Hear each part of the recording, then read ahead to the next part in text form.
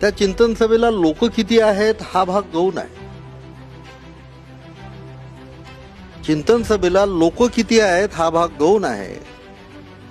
चिंतन सभा होणं हे सगळ्यात महत्वाचं आहे.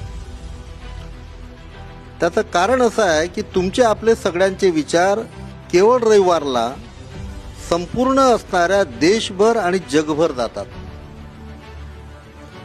ऊर्जा देण्याचं जे स्रोत आहे, बुद्ध फुले शाहू आंबेडकरी विचारांची जी ऊर्जा आहे ती ऊर्जा देण्याचा स्रोत म्हणजे आपली चिंतन सभा आहे.